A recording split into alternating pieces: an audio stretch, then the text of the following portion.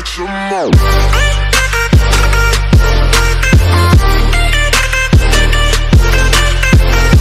Yo, what is going on, you slackers? I am your host, Slackerz Gaming, bringing you another episode of Super Smash Brothers. I don't really have a title for the series, but the main idea behind the series is each episode I'll be going over a specific third-party company and then, game series that company has, and then kind of diving into the series and potential, playable characters that we could maybe see, as well a playable character in Super Smash Bros. Ultimate as a new third-party rep.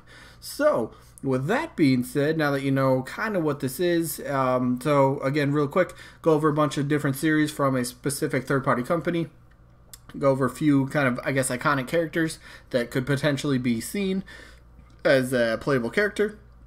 And then at the end, I'll give my opinion on which one character I think will be the most likely if this third-party company does get a new rep. And then you guys can let me know the same thing in the comments. But let's get into today's company. And that company would be Bandai Namco. Now, Bandai Namco is not producing, but they're helping Sakurai work on Super Smash Bros. Ultimate for the Switch. Again, like they did with Smash Bros. Wii U and 3DS, they're back helping out, and it's huge to have a big team for Sakurai to help them work on the game, and it's just really cool of this other third party company coming in saying, hey, yeah, we'll definitely be willing to work with you guys and make this such a great game. And you know what, round of applause for Bandai Namco. Thank you for working on this game again. It does mean a lot. It's pretty cool to see you guys do that. But with that being said, let's jump into a few series from Bandai Namco that we could potentially see new fighters from. And the first series we will be going over obviously has to be Tekken, right? The most likely, I would think, if Bandai were to get a brand new rep in Super Smash Bros. For a playable character, I think Tekken has to be, well, probably the leading candidate for a series. And of course, with Tekken, arguably, people will say that spot should go to Heihachi, practically the face of the series after all. And plus, he was considered for DLC in Smash Wii U and 3DS. Sakurai did consider him, but ultimately couldn't make him work because of the way he's trying to envision Heihachi's moveset in the game, and couldn't really get it to work. So we did get the Wii U. We got the Mii Fighter outfit, so that still says something about it. But who knows? Maybe with a little bit more time, Sakurai could potentially get Heihachi's moveset to kind of work how he wants. But other than Heihachi, the other name I see getting thrown around a lot is Jin Kazama, this guy that's on screen. Yeah, this guy.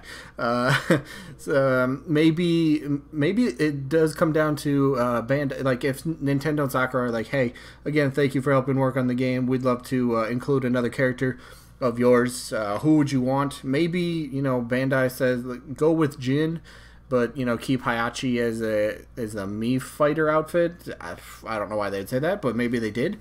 So I think Jin would be definitely potential other candidate from the Tekken series. I think definitely makes the most sense, but I think Heihachi has to be the front runner for Tekken to get a rep from, well, Tekken. Moving on to the next series we will cover is the Tales of series. In this particular case, okay, so first off, I'm not too familiar with the Tales of series, never played a game in the series, but I know the series somewhat. I know a few characters in the series because of, well, people requesting them, and I think the character that would make the most sense from the series has to be Lloyd Irving, I would suggest. I mean, I've seen his name pop up on quite a few people's roster wish list / predictions. I think he would make the most sense if Tales of were to get a character or playable character in Super Smash Brothers.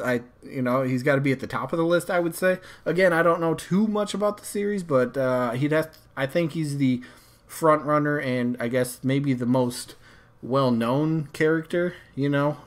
So I got him on the list for the likely rep for the Tales of series. The next series up has to be, well, Dark Souls. Now, let me say this. Do I expect Dark Souls to get a playable representation in Super Smash Bros.?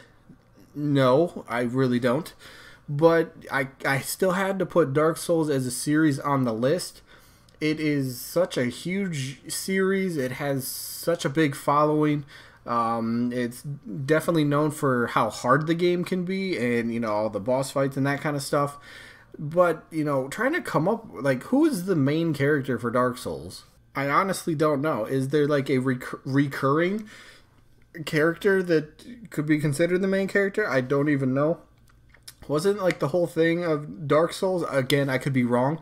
Let me state this. I have never played a Dark Souls game, so I know literally zero facts about the series. But wasn't there a thing a few years ago or something where the creator or the director of the game or something like that, they didn't even know, like, the story for Dark Souls, and they had, like, a competition to figure out, you know, from the fans what they think the story was.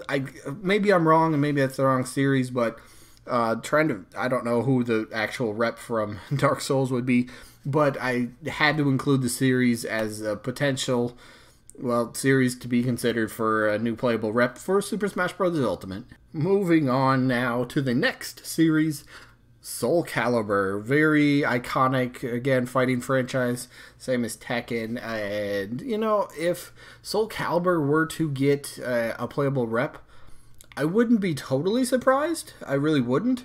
Again, SOULCALIBUR 6 is coming out later this year. It's not on the Switch, I don't believe, but it's like, what, PS4, Xbox, and PC?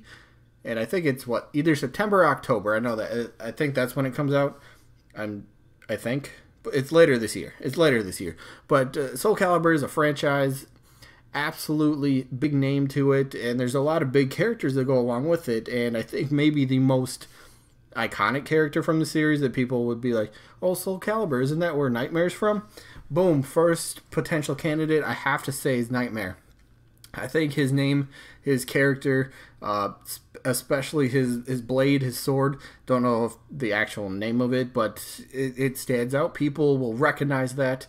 And, you know, he'd make it pretty unique. And again, coming from a fighting game, same as, well, the Tekken series and stuff, the moveset is already there. It's just a matter of maybe how Sakurai can get the character to work. But Nightmare has to be giving a definite... you know, a nod for potential playable characters. And I think the other one from SOULCALIBUR, I had to put this guy on here, Yoshimitsu. I mean, I've played a few SOULCALIBUR games, never played Tekken. Isn't Yoshimitsu in Tekken? Isn't he like kind of like a crossover kind of character? I think he is. I could be wrong, and if I am, please let me know. But I think he is, and, you know, if he is, you know, crossed over with Tekken or something, you know, seeing him cross over into another fighting game, it's not a stretch of the imagination at all. I think that is definitely potential, big potential wise. So Yoshimitsu, I think, very quirky, unique character. Again, he's got a lot of personality. Again, well, that's what Sakurai looks for in characters. But I think Yoshimitsu and Nightmare are the most likely if SOULCALIBUR were to ever get a rep in the new Super Smash Bros. Game. Yes, I'm going to include Dragon Ball Z as potential for a character to be on the playable roster of Super Smash Bros. Personally, I'm on the side of the fence where I don't see this ever happening. I really don't. I don't want to. Real quick, I'll bring up the argument: do anime characters deserve to be in, you know, Smash Bros? I don't think so. That's a topic for another day. But I'm still including Dragon Ball as a franchise that has potential to see a playable character move over into Smash Bros. I think it's possible. Do I see it ever being true or becoming true? No, I don't. But then again, there's people that do. When the Smash Ballot was released and you could request for any character you want, I initially took this as a joke because, like, everywhere I seen it was, oh, Goku and Shrek for Smash Bros. And I just kind of assumed everybody was pairing those two characters up as, well, joke characters. But then Goku kind of kept getting more pushes from his fan base to be included in the roster, and then somebody from a Dragon Ball, producer or something like that tweet out to Nintendo, hey, when's my boy Goku gonna get in Smash? So maybe they've had talks about it. Who knows? Again, personally, I don't see it, but I definitely had to put him on the list for potentially, maybe we see him in Smash as a playable character. In the last series, yes, I'm going to include Digimon because as a kid growing up, and I know I'm not alone on this, I grew up with Pokemon and Digimon, and there was always that, thought or that fantasy of seeing Pokemon versus Digimon, and that whole thing would be really cool.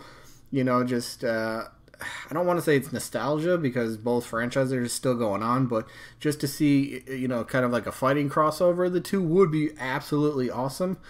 But trying to, like, who would be the character? I guess the main two that really popped into my head would be Agumon, I suppose, could be, I guess considered, or the other one maybe makes more sense, War Greymon. I always kind of loved the idea of Charizard versus like War Greymon in a fight.